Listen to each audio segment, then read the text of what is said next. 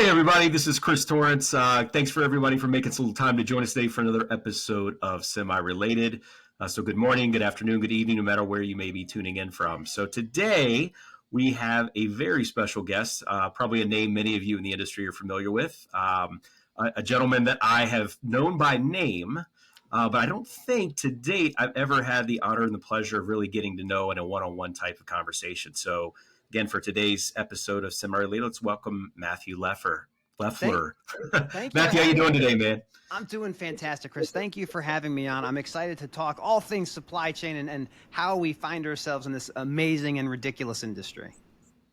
Yeah, and I was doing a little research, like I said earlier, Matthew. I know you and I have somehow, and perhaps we have crossed paths at a various industry event, a conference. I feel like we have, but if you're out on the circuit as much as I am, it just you're trying to process all the faces and names. So, but yeah, I noticed you're also a fellow. Should I say Chicagolandian? Is that appropriate? I'm a suburbanite. I grew up in Vernon Hills, Illinois. I went to college for a year at Western Michigan. Then I did my last 3 years at University of Illinois. So absolutely, I'm a Chicago native, kind of. Yeah, absolutely. Yeah. Absolutely. I was born in California, though. So I lived in Chicago starting in like my kindergarten and first grade. Okay, well, kindergarten, I'd say if you've been here since kindergarten, we'll call this home. But you can always clarify originally from the West Coast. But that's right. And you're out in what, St. Charles now? Yeah, St. Charles. I've been out here since 2019, right before the end of the world with the pandemic. We had all these ambitions to make friends all across our neighborhood, and then we locked everything down, and it was a fun time. We got a puppy, we had twins, all sorts of things happening when you're locked inside a home. Yeah, and I know you mentioned you got some small. You may hear a few background noises from the babies or the twins. Could be pets. So just to be clear, I'm in the same boat. I do have a 7-year-old who is having a play date today now that school's out. And I was also informed by Elmhurst, so I'm not too far from you in the Western Burbs, that the city's decided to finally pave my street after how many years of making those promises during orange cone season. So again, for the audience, please forgive us if you hear these are not sound effects. This is the authentic side of what you're hearing in our everyday life. That's right. I mean, in Chicago, there's 2 seasons. There's construction season and there's winter. So we're done with winter. We are in the midst of construction season. Well, and this year we got, cicada season welcomed us after 17 years of taking a long and lengthy nap. And I don't know about you out there in the St. Charles area, but I assure you, Matthew, that I'm more than happy for those folks, those billions of cicadas that have graced us with their singing ability as, and I think it peaked at 100 decibels if I measured the other day. Oh, my God. And of course the kids are having a heyday thinking we're being invaded by some ungodly alien-like insect creature. And, I have to always let them know, I said, these are a nuisance. But if it's between a cicada and mosquitoes or wasps invading us to this extent, then I'll take the cicadas, I guess. Absolutely. They have great carapaces. Those little shells are fantastic. You can do so many things with them. I haven't mowed the yard in recent weeks or blown off the driveway without seeing exoskeletons, just too numerous to even count. So, but yeah, I think, and I talked to family and, further north and even those in the city, and they're like, we haven't really noticed it. So I feel like the western suburbs in particular, I think I saw this on some scientific map that this awakening in this brood, if you will, if that's the scientific term, have just, it's all just kind of coincided in the exact area you and I live in. My wife and we took a trip with our family down to Lake Shelbyville, which is kind of central Illinois, and it was manifestly more creatures. Like the bugs, like you would see hundreds and hundreds, if not thousands, of these carapaces and exoskeletons all around these trees. It's a really cool thing to see. My daughter, who's 18 months old, my son, who's also 18 months, and I have 2 older kids, they were loving it.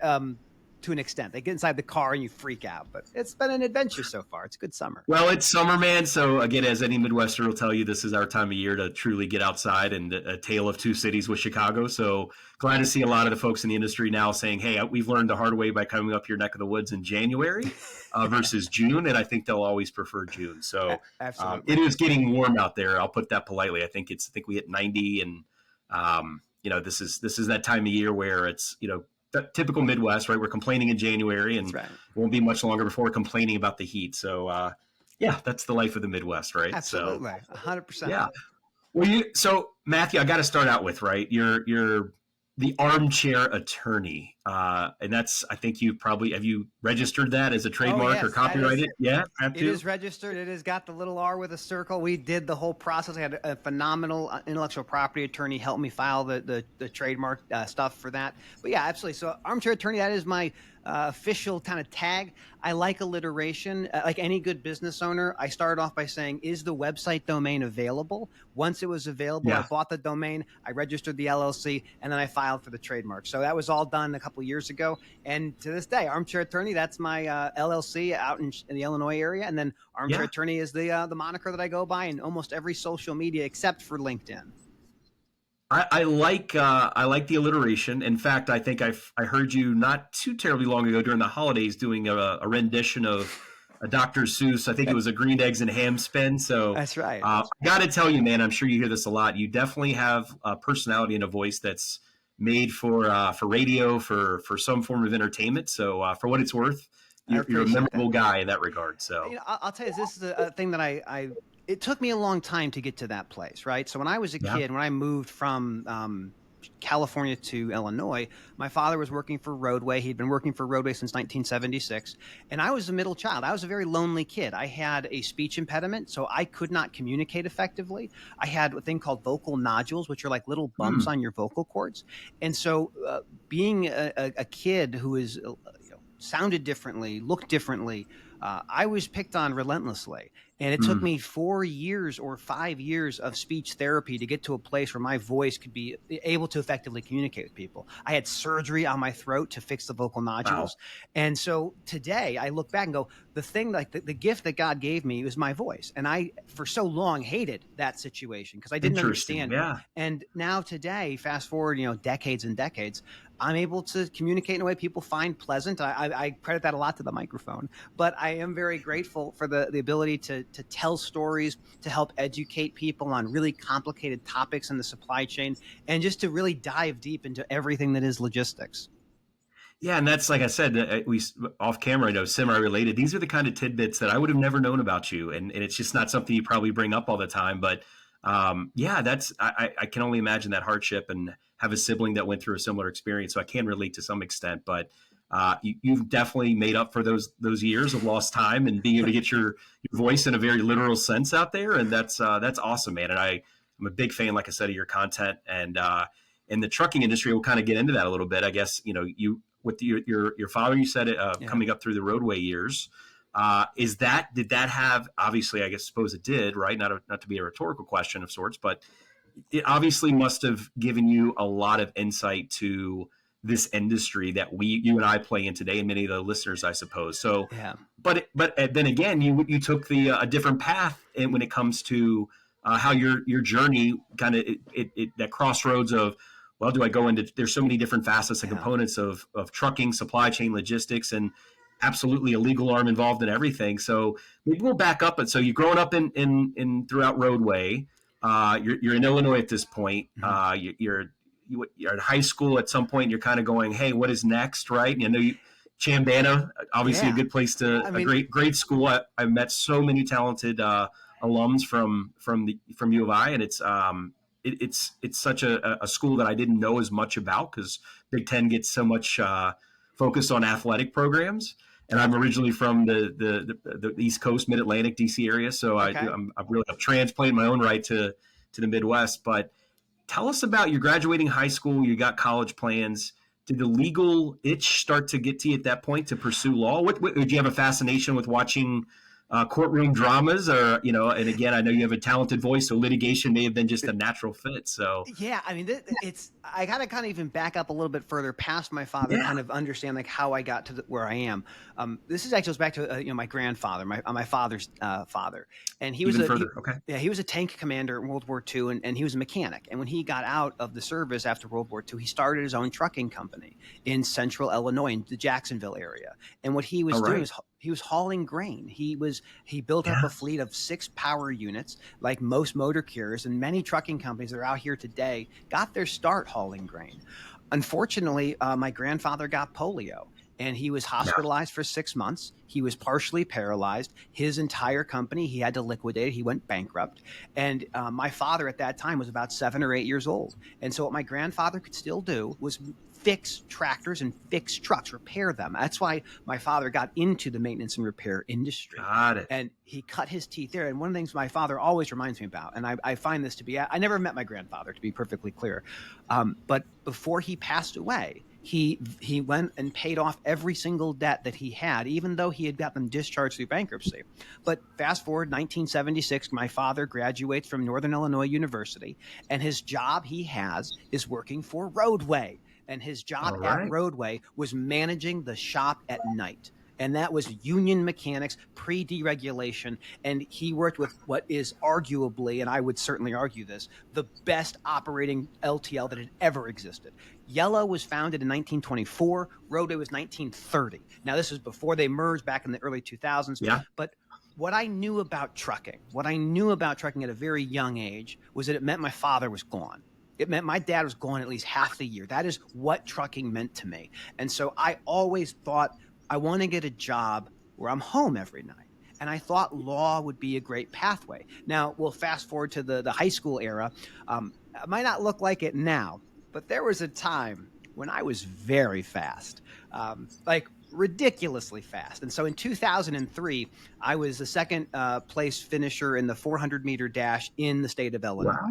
And I had an opportunity to run competitively at the Division I level, and I went to the Mid-American Conference with Western Michigan University. Now, many of your listeners probably know this intrinsically, but let me just remind them, nobody wants to watch adult men run in ovals. I can testify to this because they called us in the middle of December and said, hey, guys, we're cutting your program. You can keep your scholarships, but like, nobody wants to come, and we're not going to upgrade the facility. So I said, okay, we got the Olympic Games starting up, Matthew. We got to tread lightly. Well, then I transferred to University of Illinois, and Illinois Big Ten school. And now with the Big Ten, there's like, I think 70 or 80 teams that are part of the Big Ten. I think there's going to be like 2 conferences by the time it's all said and done, right? Absolutely. Well, they said, Matt, you can walk on. I'm like, wait, you're not going to pay me? Like, oh, you're good, but you're not that good. And I said, oh, I don't want to do this. So I went and started selling televisions at Best Buy. But my undergraduate degree was political science. My minor was English. And I got to the place in 2007. And when I graduated, I'm like, what do I want to be when I grow up? And I said, let's take the LSAT. Let's see how I do. And let's see if we can get to law school. So I got accepted to Michigan State University College of Law. I was the co-editor-in-chief of the Journal of Business and Securities Law. I love transactions. I love secured transactions. And then when I graduated in 2010, magna cum laude, I ended up working as a lawyer for trucking companies. And what I did as a lawyer for trucking companies is a thing we call in my business insurance defense. But what it looks like for everybody else in the world, it's catastrophic accidents. How do you help navigate a motor carrier who's involved in an accident that involves catastrophic injuries and fatalities? And that's what I cut my teeth on. And I learned that I don't like that business. It's heartbreaking. It is brutal, and the hours are rough. So it was a really interesting time in my life. But that was like my segue into supply chain. I was a lawyer for trucking companies and commercial businesses like roofing companies and landscaping companies, construction companies, and that's kind of how I ended up saying I want to learn what my father does. And so that transition ended up going when my father started a company in the early 90s. I ended up joining him in 2012, and I worked with him for 6 years, and it was absolutely amazing. So you get the LSAT, you do well enough. You got a little bit of moving and shaking with the D1 athletic career there, and that's things don't always go as you intended, but definitely served as an entryway into what you've got into now. And I think, Matthew, when you talk about, this is another kind of we can segment into this, but these nuclear verdicts, these insurance issues, the cost of keeping these premiums now. It's an interesting time now that we've seen that, and there's been numerous headlines out there, right? Anytime it's an ongoing discussion. I'm sure the boardrooms at every major trucking company, even those non-major, and now even extending into the brokerage world and the 3PL world. That's right, absolutely. This is top of mind, right? Again, they don't call it a nuclear verdict for nothing. Again, we can have a whole conversation on just that topic in its own right, but I just, what what can the industry understand about, and you mentioned a heartbreak that you had encountered having to, on that piece of the equation, the insurance. And I can only imagine, because we get the blips from the media outlets, and it's always sad, right? And I think that's first and foremost, their lives typically lost, not typically, but often there's some casualty of sorts. And then there's the monetary and the lawsuits, et cetera. But where did you find your niche if that was not, you weren't really going to be like, this is not the long play for me, but I still have you have a great, like I said, LSAT scores, and then you have political science and English. I'd say that, how are you not like Tom Cruise and A Few Good Men litigating? I mean, that's like my go-to, right? Like, did you have that vision, or did you say, no, the transactions are like, that's kind and applied into the trucking kind of that sector? Is that what stood out there? What really gravitates me is interesting problems now, or complicated solutions. And when you're involved as a lawyer for an insurance company defending a trucking company involved in an accident, everything's been done. The die has been cast. Now we are just arguing about maybe liability aspects of it. Maybe we're fighting on the medical bills. But what I learned, and I saw this in a way that most people don't, is the consequences of the actions we do as regulators, as state actors, and as trucking companies. I'm going to break down some facts that should shock most people if they're not familiar with it. So the minimum insurance required to operate a commercial vehicle in the United States interstate was established in 1980 under the Motor Carrier Act. This is the deregulation that took place 44 years ago. That number was set at $750,000. That number remains the amount of insurance required to do the thing that we all do. Now, in the world of catastrophic accidents, $750,000 gets destroyed really quickly. You lose a limb, you get facial lacerations and scarring, you go to the hospital for a week, that money is going to be exhausted. It is going to be gone. Quickly. And so every few decades or every few years, they try to raise the number from 750 to anything else. And every single year it is fought tooth and nail by everyone in the industry, because it would cost the industry too much. Our margins do not support added insurance. Now, big mega carriers, they have their own self-insurance in some cases. They have umbrella policies, but they're not as worried about this. What I say to people about nuclear verdicts is that's not a legal term. Like, we didn't invent that term. That term was made up by the industry, and it's made up by the industry to persuade you, manipulate, you might be another way to say it, is to make you think that this thing is an aberration, that it is just the same as Hiroshima or Nagasaki. And that's not the case. A $10 million wrongful death verdict is a wrongful death verdict. That is just how these things work. Whether you're in an airplane or you have a bicycle and you hit your head on the side of the pavement, that's what it costs for a life. So in the industry, we talk about nuclear verdicts, and it does have a really important impact on how we understand things. But we as an industry operate generally underinsured vehicles that are not properly maintained. One of the things that I learned in the maintenance side is that about 1 in 5 commercial vehicles on the highway right now is unsafe at any speed. They do not meet the minimum thresholds established by the Federal Motor Carrier Safety Administration. And that's what's on our highways right now. So that is not like an aberration that has been going on for decades. And what we see is not bugs in the supply chain, but features. These things are features. And once you understand it that way, it starts to make a little bit more sense. But these nuclear verdicts, like, we should talk about the Werner case in Texas. That's probably one that's the most top of mind for almost everybody. But this is the world we live in. And so it's important for me, as I talk to people about how law and supply chain kind of interact, is that you can't opt out of either one of them. But if you're hearing a story and you're feeling emotion, someone's trying to make you feel that emotion. And you have to understand, like, why do they want to talk about nuclear verdicts in conjunction with tort reform? What is the purpose of trying to limit what people might be able to collect if they get involved in some really horrible accident? Yeah, it's interesting in the sense of, you talk about the low margin. I mean, the trucking in general has always been classified in a pretty, there are investments being made, but when you talk about these massive ROIs from other sectors, you don't typically associate trucking as being that most attractive space to invest. Yet it is the backbone of commerce. It's everything. So when you look at everything, and that's incredible. And I think, again, I often have to, with family at Thanksgiving dinner, I often tell people, for years they didn't understand, like, what is logistics? What does it really mean? And then it took COVID and a toilet paper shortage to really hammer home what it's the air we breathe. I said, we take it for granted till you go down to Target or Costco and there's a shortage of any item, and toilet paper happened to be the one that surfaced. But I guess my question though, Matthew, is all things considered, we're trying to, uplift this industry, but the risk associated and the cost with, like you said, just that the premiums alone would seemingly just automatically be a point of just of contention, and this conundrum of, I want to be able to support this backbone of commerce, but the amount of risk is so high, and that's whether you're behind the wheel or you're in the corporate ivory tower.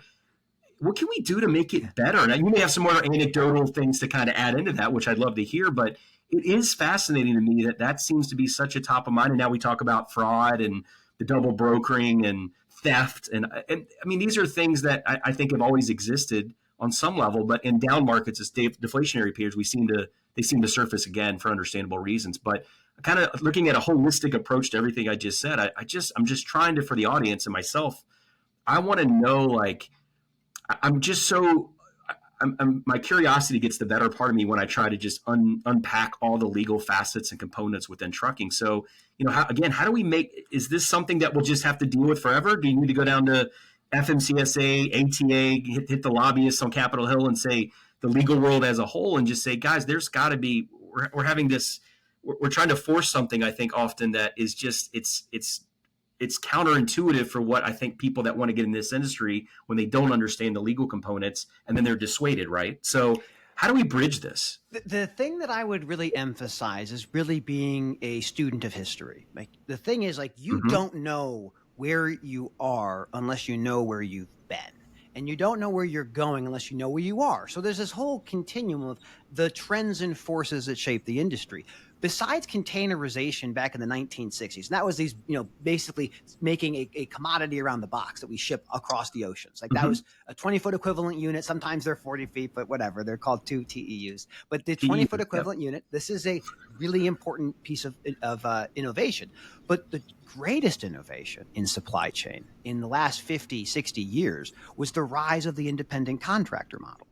Now, if you think about trucking, we know exactly where the cost is. It is in number one, it's fuel. Number two, it's labor. Number three, it's the asset, the truck and the trailer. Number four is maintenance. And then tires and insurance compete for the fourth and fifth slot. And there's other things, but those are the big Very ones. capital intense. Yeah. Absolutely. Yeah. When my father was working for Airborne, so he left Roadway after 15 years, worked at Airborne. Airborne later got bought by DHL, but that was not his time.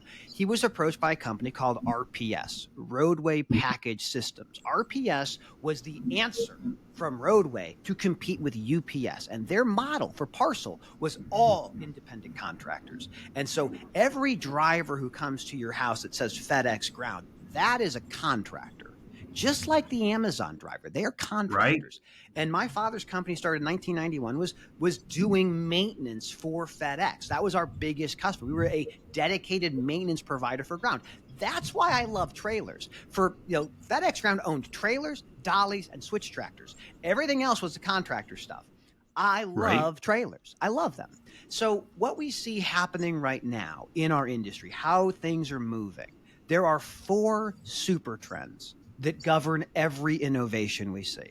And I call them CASE: connected, autonomous, shared, and electric. These things are in every industry, but we're very easy to understand here. In the connected space, this is the Project 44s, the 4Kites, the trucker tools, scooping out or connecting or integrating or digesting or consuming data from other places into one spot where you can make action from the insights you've gained. The autonomous is the challenge of labor. When I was at Manifest earlier this year, a senior executive from DHL was talking about the warehouse churn they see globally, 40 to 70% annual churn. How do you solve that? The phrase that she used was reduce our dependency on labor. This is about finding ways for having things automated. Manufacturers have done this quite well. We will see this in our lifetimes. It's happening, right? 100%. So go to a fulfillment center, right? And you'll see less and less headcount from a human capital standpoint as every year, every tour, it's less and less, to your point, the automation piece. It's how do I reduce my cost? And you can offshore, like you see brokerages opening up offices all across the world. You see automation creeping into the brokerage space, but ultimately these trends will govern everything. So if I'm asked something, hey, should I jump into the transportation industry right now?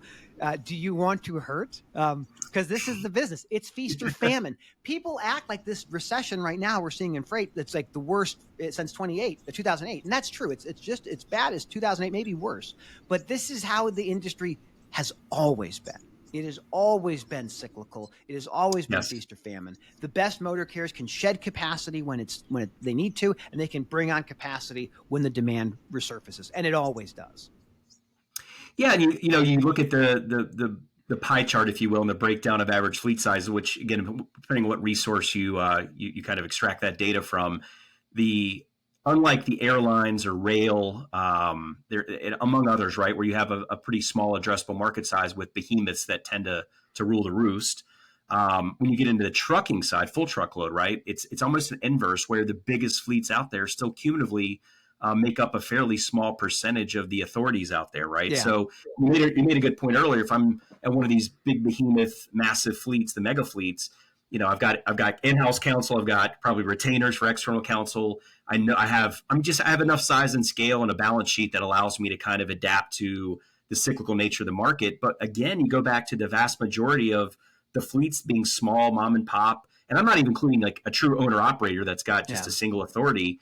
That's where I think it gets complicated, because if that is the ultimate makeup of the broader trucking industry, those are the folks that seem to be, like you said, it doesn't even require a nuclear verdict. Like it's just, they're hanging on, especially in, a deflationary period. Yeah. So I'm always just kind of wondering, do you see the future as more of, do we stay the course with this fragmentation of these fleet size, or do you see with all these, and again, legal's a big part of this, and the risk factor, do you envision that those players are just going to eventually, just due to, again, the rising costs of the fluctuation of fuel, as you noted, all the other capital and the maintenance, as you really expounded on, are those folks, do they just keep playing this game where we'll drive when it's lucrative, when the markets are right, we'll turn in the truck when it's not, or go lease onto a larger fleet to ride out the down markets? Do they get pushed out entirely? Did the mega fleets start? These are conversations over beers at the Manifest conferences that everyone's kind of thinking like, is you going to see continued consolidation where at some point there's the cost of doing business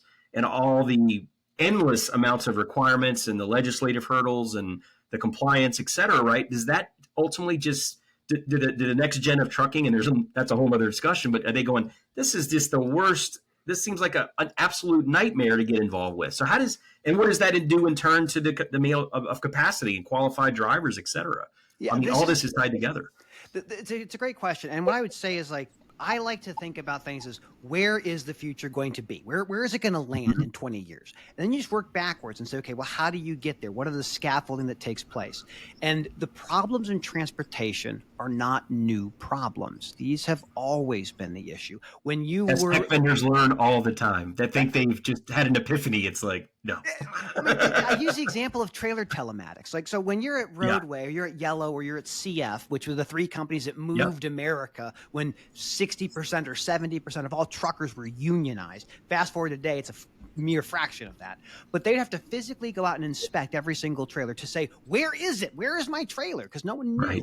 20 years ago, we have telematics come on the market, and you can say, I can tell you twice a day where your trailer is. And people go, that sounds like magic. And it was magic. But you fast forward to today, we can tell you where that trailer is every 4 or 5 minutes. We can tell you if the doors are open. We can tell you how it's loaded. We can tell you the temperature. We can tell you the tire pressure monitoring system. We can do so much more. And the work of deregulation at the beginning, its entire purpose was to reduce the cost of products for American consumers. Correct. And it did that. It did that through breaking up unions to an extent, but really just lowering the wages of drivers, mechanics, dock workers, material handlers. And that was the natural consequence of that regulation. If you ask me today, where do I see the supply chain in 20 years? I think it's really clear.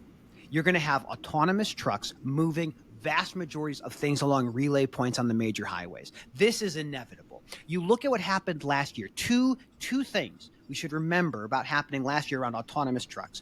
One was the FMCSA, which is the regulatory body of our industry, came out with what they call an advanced notice of supplemental rulemaking. Legal jargon saying, hey, industry, we have an idea. And the industry was talking about level 4 and level 5 automation. Level 4 is a remote operator, drone pilot. Level 5 is remote assistant. That means a DOT officer pulls you over. Where's your paperwork? Robot assistant, help me pass the data. And then you had California with Governor Newsom. And California, everyone in this industry knows about the California Air Resource Board. They know about California's regulations. There was a bill that was going to mandate a human being in every single autonomous truck. OIDA backed it, and the Teamsters backed it. And he vetoed it. Robots are coming. It doesn't matter if you want them here now or not, but that is absolutely going to come. We've also seen trailers. And I'm telling you, the most interesting asset in supply chain is that trailer. That everything that exists is just trying to understand that box. You see brokerages building up massive trailer fleets. You see Uber Freights or Freightvana. Convoy failed, but not necessarily because of the trailers. But this was Robinson has them. TQL has trailers. And then you have the large mega fleets, your Werners, your Hunts, whatever, making power-only options to utilize their trailer pools. The future of our supply chain will likely be a lot more trailers because robots are far more productive than a human being. There's no hours of service. There's no resets, all this. But you see this taking shape. And fast forward a few years and you will see this industry will push out some mom and pops because there's just not enough margin for them. But you'll see brokerages making less margin, and you'll see this big push on autonomous vehicles, whether they're over the road or they're at the warehouse or DC as a spotting truck. But that future is, in my opinion, inevitable. And it will ultimately change everything about how we do business in this industry. Yeah, I had the privilege of being a part of some of those when Uber in particular was kind of a part of their advanced technologies group up in Pittsburgh, and really was hitting it hard on the LiDAR, and L4 and L5 was seemingly just right around the corner. But let's fast forward to today, where you've seen just the sheer amount of investment from the venture-backed companies. These are very, very expensive technologies. It's not software, right? There's software, but there's a lot of hardware involved as well, which that's where your cost comes into play, I think. A lot have gone under, Matthew, right? We've seen, we don't see quite as many, right? The field has been narrowed. There's still many schools of thought that is LiDAR even the right technology? Have we just, there's a lot of debate. So in so much as I think that you're right, I'm very bullish on anything that can be automated or augmented initially and then fully automated. And that goes in life, I think, as we've learned, right? It will happen. When it happens, even when the technology's there, right? Do you think that the public at large is willing to have the level of trust that is required? Do you think the safety has been vetted properly to say, hey, we're comfortable with having equivalent of an 80,000 pound missile going down the road? Do you think that there's a lot of bureaucracy involved? There's a lot of legislative and regulatory hurdles, which you know more than anyone. So when we say it's nearing, do you think it's more involved than just the technology itself, right? There's got to be this mass adoption, and again, I just covered some of the other, the thorns I imagine that are in the minds of these folks that are trying to bring this to market. Is that going to be the greatest hurdle, perhaps? It's a really good question you bring up. So I'm going to unpack a few of them. So the investment has kind of evaporated for a lot of venture capital funds. I like across to think the board. I like to think of them as like more tourists. Like they saw COVID and were like, oh, it's always going to be like this. And it's like, did you talk to literally anybody? Because this is not how it operates. Like, just go look at what Jason Miller's talking about. Look at what Ken Adams is talking about. They'll tell you this is not normal. But I think the promise of automation is really a promise of reducing costs. Now, we can talk about safety, we can talk about other things, but ultimately it's a cost reduction play. And there are still trucking companies right now moving freight with autonomous trucks intrastate. Now they'll have a safety driver, they'll have still some protections. But to your point, like in my opinion, this is an inevitability. Now, the other part that I find compelling about automation is that their margin for error will be so much less than a manned vehicle. I fundamentally believe that autonomous trucks will likely end up looking, I shouldn't use a comparison to the airline industry, but they need to have safety as the primary selling feature. If they can't do that, they're not going to be successful. So companies like Outrider, who's making autonomous trucks for terminal tractors, private property, not DOT regulated, you see this experimentation. What I think will end up happening, what the real barrier tends to look like, is not necessarily the technology. I think the technology will get there 5-10 years. It's going to move this way. It's the regulatory infrastructure. And when you have drivers who are supposed to do pre and post trip inspections every day, how do you do that with an autonomous truck? It's got sensors, but are the sensors reliable? We don't know. You're going to have likely much more maintenance and inspections taking place on those vehicles, which I think is a good thing. So for me, I like to think of it, if you like our supply chain now, anyone I talk to, if you like how it is right now, you have no idea what you're talking about, because this supply chain we have right now is horrible. I mean, it's very agile, can do a lot of great things, but when you know that 1 in 5 vehicles is unsafe, when you know that the vast majority of small fleets are underinsured, they outsource that risk to the American public.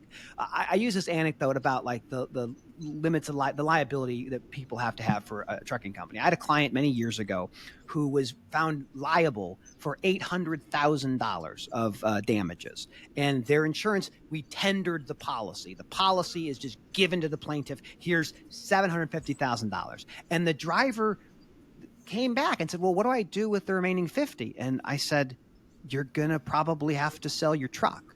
You're probably going to have to sell your house. Like, this is you still have to pay this.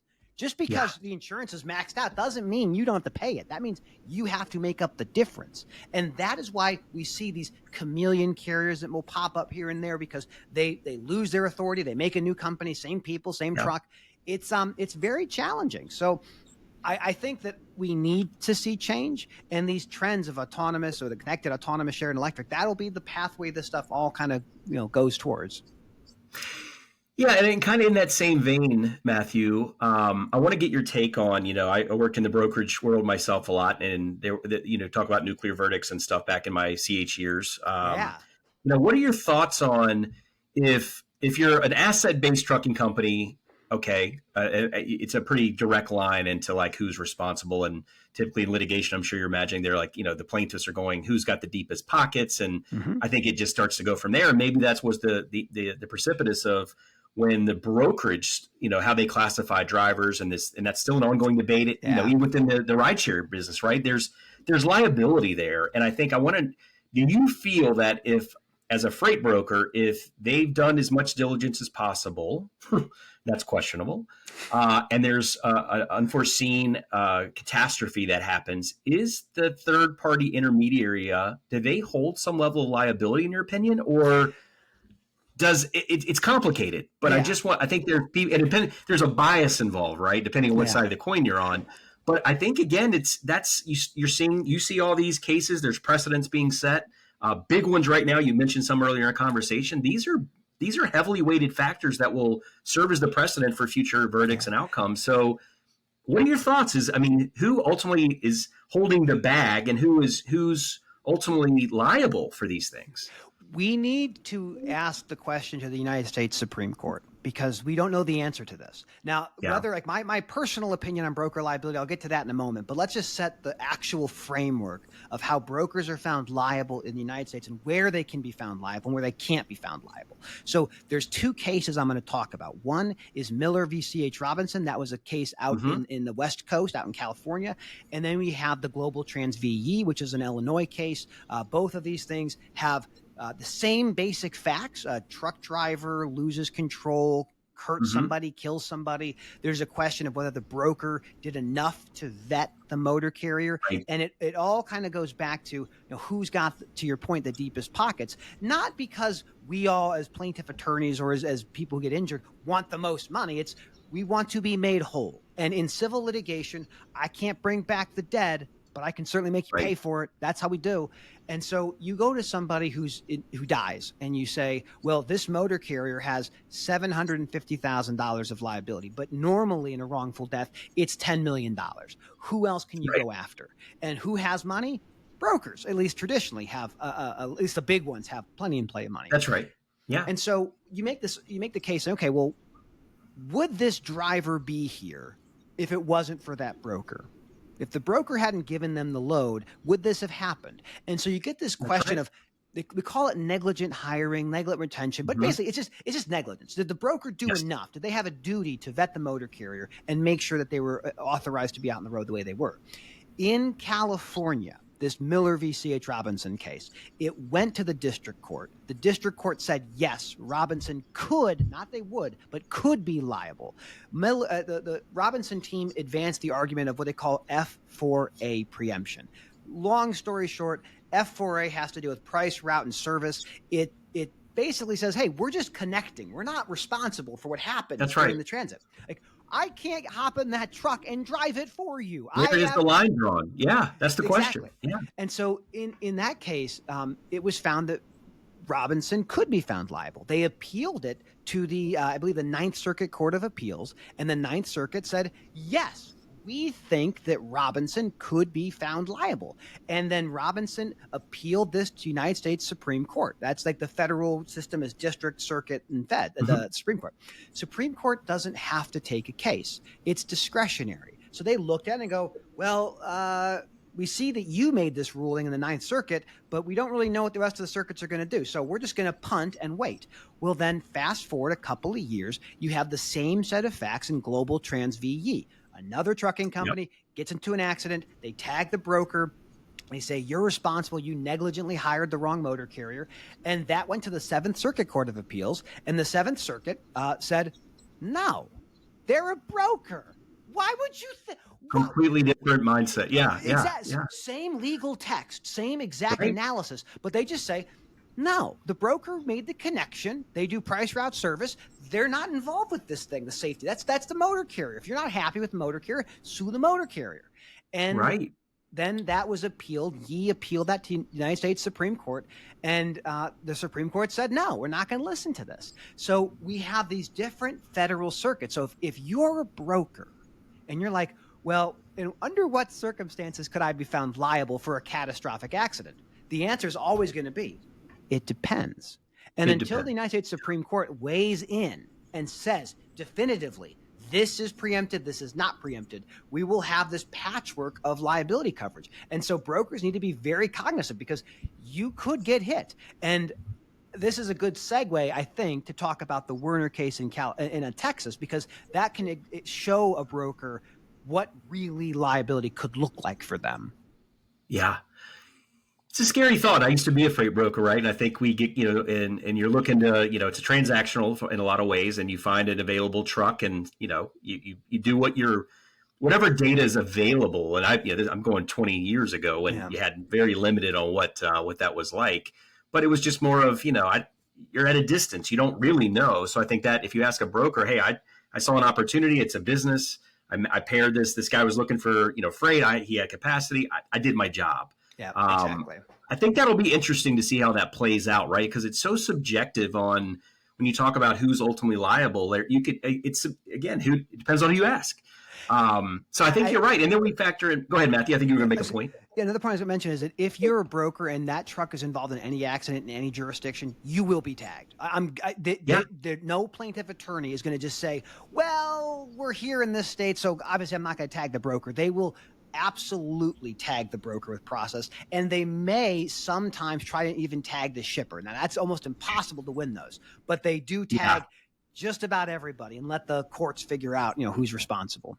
Indemnification clauses seem to be the one word that always stands out in these contractual agreements, right? It's got to be there in bold, extra large font, because I think that's the key word, right? So, and that when you talk about the shipper, right, the hold and harmless and indemnify and all that. So I think from a legal sense, they're trying to, I get it too. You want to cover your bases, because if you're going for the deepest pockets, well, there's the carrier, there's potentially the broker, but really, where's that freight origin from? That's where who's the retailer? I suspect they have plenty of money. That's right. Well, let's kind of tie this into it kind of ties into technology. If the future is more automated and we achieve that L4, L5, and there's a massive, which has happened, right? An accident or some unfortunate situation. We've already seen what happens when Uber has an autonomous vehicle and, something happens and they're on the cover of Time magazine, right? Because it's just they're a litigation target, and that's rideshare. Trucking may be in a similar category. So there is that dynamic of, as we put more automation into these semis, who's to blame when you take the human element out of the equation, and who is it on does technology get blamed? Because you had IoT and sensor devices that should have reasonably been able to understand that there was a malfunction or there was a deficient part of this vehicle that should not have been on the road, which you already said, even in today's world, there's quite a few out there that would not pass a true inspection. So does that open it up to even more litigation with bringing in these big SaaS and software providers that are ultimately, who often have deep pockets as well? So what are your thoughts on what their role and responsibility is in the future? I think we're going to see any case that involves autonomous trucks will be two real theories of liability. One will be negligence on the part of the motor carrier. You didn't inspect it enough. You didn't maintain it properly. That's still on you, Mr. or Mrs. Motor Carrier. But there will be a product liability aspect to it. A product liability against the manufacturer or the company that has the connected systems, the autonomous sensors and all of this. And my suspicion, at least initially, is there's going to be more pockets to pull money from, whether the product liability insurance or through the just general negligence. And so in my estimation, they're going to work harder to make sure that those things don't fail. So I think that if you can prove the safety case, the cost savings is very easy to understand. I'm not slip seating that truck anymore. I'm not taking meal periods. I'm not taking resets. Like, this is going to be great. So I think that as time goes on, we'll see this dual coverage scenario where you have product liability, where you have the general negligence theory, and then intermediaries. Presumably, intermediaries will start going away, or they'll be evolving, where they're just going to be taking in demands and then routing them to the robots that go move these things. And that's this network optimization, which has been a problem in the business for 100 years. Like, this isn't a new problem. It's just we have technologies that solve them a little bit differently. You're speaking my language now with those optimization terms. So that's I'm definitely bullish and see the opportunity at hand to leverage more than that has been done traditionally. So let me ask you also, kind of, again, I want to just absorb as much legal context from you as possible. It's not, whether it's on freight waves or just YouTube videos. I saw one the other day. We've had this emergence of hardware devices for safety, right? These driver-facing cameras. Yeah. I saw one the other day. It's clearly a driver's texting or distracted, we'll say, at a minimum. Truck goes off the road. I don't know what the outcome was, but these are surfacing more and more. So I'd love to see statistical data around, has this, and it's almost become, and at some point it probably becomes more of a mandate of sorts, just for that compliance and against safety regulatory issues. But do you think that, it's kind of a complex question, it was intended to make sure that if I'm on camera, know I'm being recorded, it's part of the job, I'm an employee, this company requires I do it. If I'm doing my job, what do I have to worry about, right? But I'd love to see data. Has it worked? Has it reduced the amount of accidents that are driver error? But the flip side is, has it also, no matter what you put in the truck camera-wise, humans are humans. And I think that if I'm a trucking company, at some point, it's like, now you've exposed what we suspected was going along. Now it's on video. So that's the smoking gun. And so for them, you could see maybe a little pushback of, like, it was designed to be good, but it's almost been it's counter to what we initially thought with again, I just go back to these videos I see that surface all the time. So how do you explain that? What does that dynamic look like moving forward? This is really complicated to kind of understand what level of freedom we want to give away for surveillance. And we as Americans really like when surveillance is done by private businesses. We don't necessarily like being surveilled by our employer or by the government. But if it's Google or Facebook, that's fine. I happily consent to those terms and conditions. The challenge we see is that the technology usually outpaces our ability to regulate it. And let's start with ELDs. So ELDs were being used by big motor carriers long before there was a mandate. But the big motor carriers, to an extent, were like, well, the smaller folks aren't playing by the same rules we play by. We want to get a setup where we can mandate a subscription service for everybody. And that's what they did. So we saw this explosion of ELDs, this explosion of connected trucks. And the ability to do, forward-facing cameras, very few people get upset about that. That makes a lot of sense. Driver-facing cameras, it's a different challenge. Big Brother, yeah, Big Brother. But it's also like, who's watching it? Like, there was an article I think maybe last year, with an Amazon driver, and they had a video camera facing them. The shipper was able to watch it. Like, third parties that had no right to see this had access. And so we asked these questions: who gets access to this? I know of a story from a large LTL that they were going to put in driver-facing cameras that only recorded during hard braking events. So if there was a hard brake, it takes 10 before, 10 after, and then you have it. And they threatened to go to the Teamsters and said, we're going to go to the union, we're going to unionize, we're not going to have this. And they said, okay, never mind. But the younger generations are so much more comfortable being recorded. And I think it helps on the robot side to monitor our behavior. When do you look at your phone? When do you adjust your mirrors? When do you do these different things? And it's, again, an inevitability. Just like we have speed regulation likely coming down relatively soon, this is just going to be more chips, more cuts towards what we thought was one of the most free aspects of being an American worker, is going across the country doing this stuff. I don't think you'll see it for owner-operators being mandated by the FMCSA. I don't think they have the clout or the data to support this reduces fatalities. Because just like ELDs, it doesn't really show it's reduced fatalities. It's made less hours of service violations, but it doesn't really shown that it's a safer system than what we did before. So again, I think technology is going to continue to encroach into every aspect of our lives. And older drivers will get out of the business when they are forced to use driver-facing cameras. They'll change different companies. If the FMCSA forces that, you're going to lose some capacity. But I think people would just happily take that surveillance like they do with everything else. Yeah, it's such a it's an interesting topic when you bring in the privacy element, right? And we're not, we just certainly are trying to avoid becoming a surveillance nation. But you make a good point. The next generations, including our kids, right? Who knows? Yeah. But I don't know what won't be on some video feed. Whether it's your Ring doorbell or, our phones, our devices, or whether I think we know by now. It's like there's somebody probably listening, and so I've kind of taken the notion. Look, my life's pretty boring, but if the NSA or any government entity wants to listen to what I'm talking about, there's nothing I can do. And I like your point about how we value our privacy until we get a free Starbucks gift card to give all our privacy rights away, right? It's like, oh, that's free card. Watch me all day. It's like. I would also say I would urge people not to be passive about this. So, like, if someone really has, they feel passionate about any of these regulations, speed, driver-facing cameras, autonomous trucks, side skirts, whatever the things are that people are like, I don't know, I like these things.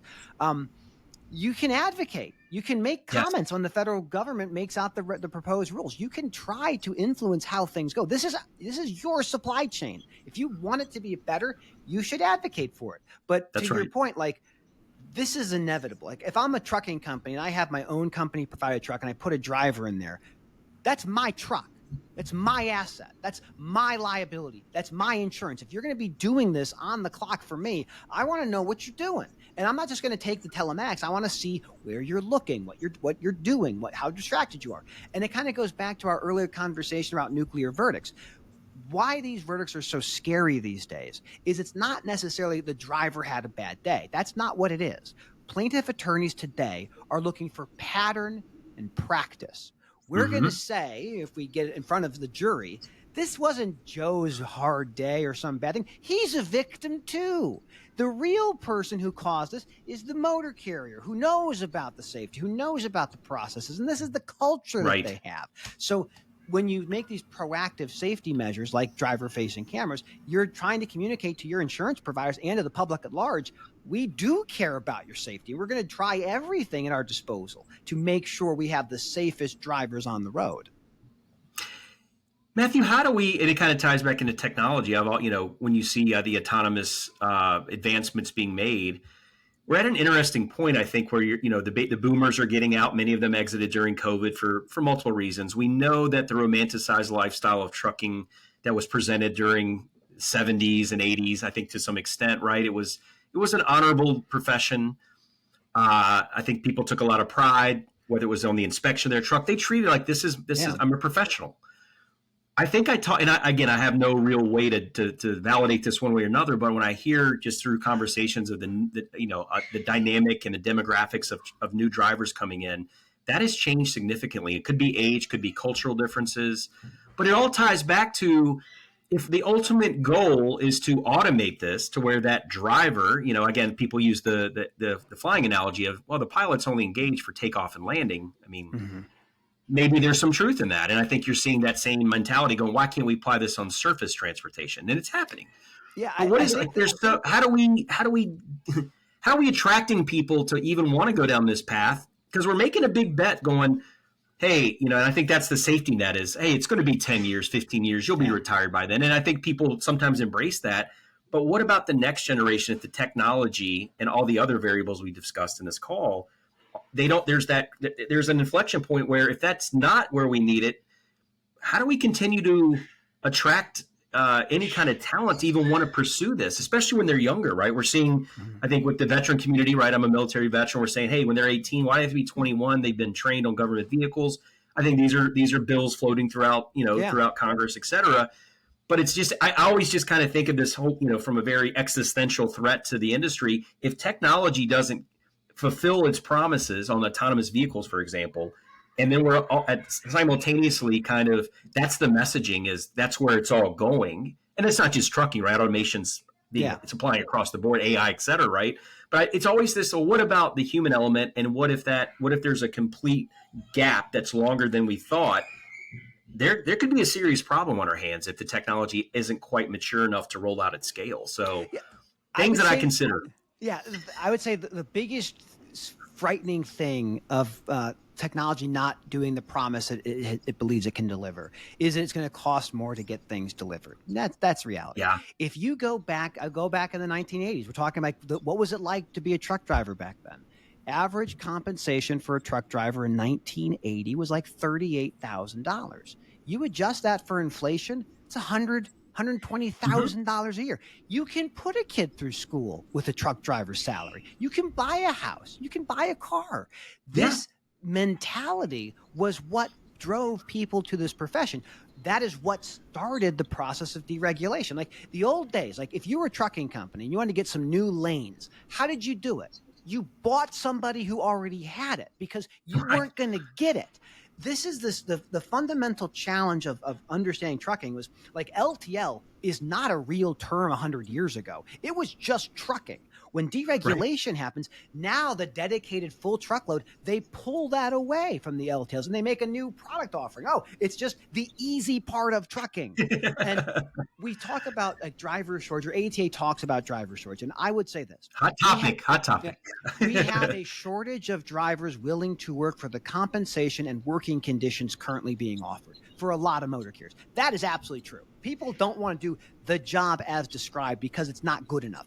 Go to Old Dominion, go to Walmart, go to UPS. Are they facing that problem? Absolutely not. I mean, to an extent, maybe, but they're not having 120% churn every single year. So like when people think about if the technology doesn't deliver, the humans will continue to do what humans do. LTL will continue to be a very difficult business. Parcel will continue to be difficult. COVID, if it did anything, was the great accelerator of the trends we were already seeing. Logistics has become interesting, in my opinion, because of Amazon. Amazon did something very unique. It took a product and a supply chain, put them together and said, this is the experience. Now we expect things to be delivered to our house within 24 hours, or we're not happy. And that has made logistics far more interesting than it had been previously because we didn't really think about how did it get to the shelf? We know it got there somehow, but we don't really know exactly. Now it's how does it get to my door? And I'm always optimistic about the future. It only goes in one direction, and that direction seems to be, on average, productive and useful and drives more efficiency. Very cool.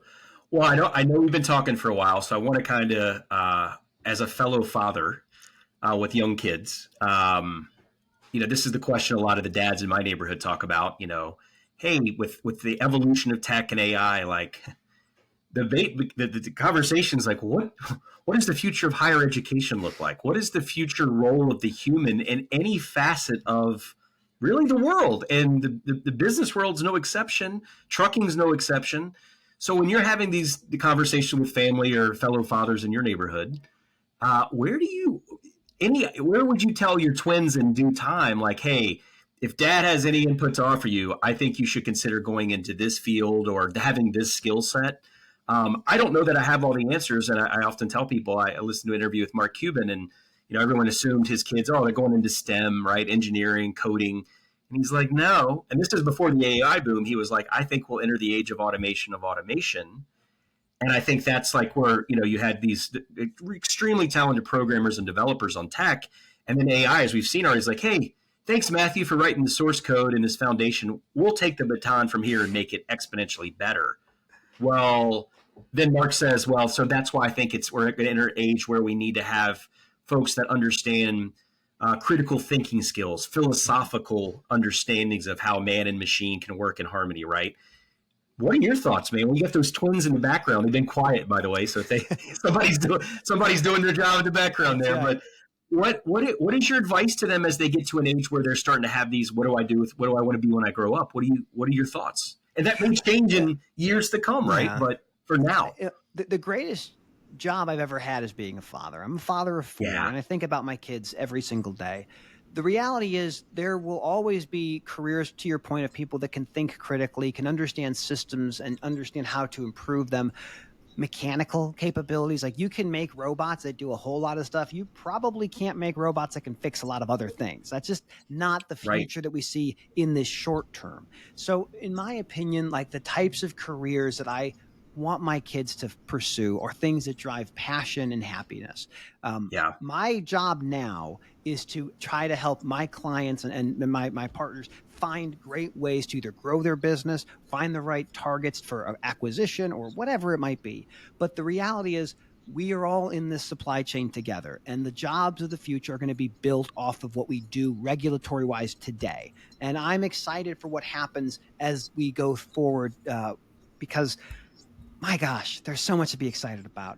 We need more trailer technicians. We need more heavy duty technicians. And then there's still always the skilled trades are always pretty interesting. No space travel though. No space travel for them. Uh-oh. Not for a while?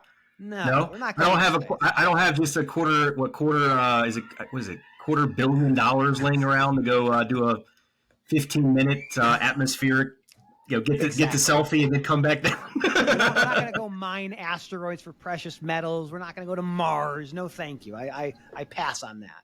Well, I there's part of me that's fascinated by it, and maybe it's just the sci-fi in me that sees that, or listening to Elon too much about where the future's going, Occupy Mars mentality. But yeah, I just think that's so beyond my purview of like what I feel like is attainable in our lifetime. But just to think about how far we've evolved since. Really, I always tell people technology's made us redundant one way or another, whether we know it or not, since the beginning of time. Absolutely. And often, and again, I think every generation's, the world's ending and this stuff's going to take over, and it's, all this doom and gloom dystopian outcomes. And I don't have a way to know that, but I'm with you. I think the more optimism we can have and say, hey, look at all the positive things that have been done through technologies. And yeah, there's a duality, right? For every great technology, there's a bad actor that finds out a way to weaponize it, and that's scary, right? So I think there's definitely other components to these, very philosophical conversations and things of that nature. But yeah, I like that you're passionate about, hey, your answer is the best one. What are you passionate about, and can you align that passion with a job market that caters to what your passion is, and what is the extent of, AI? Where's that line drawn?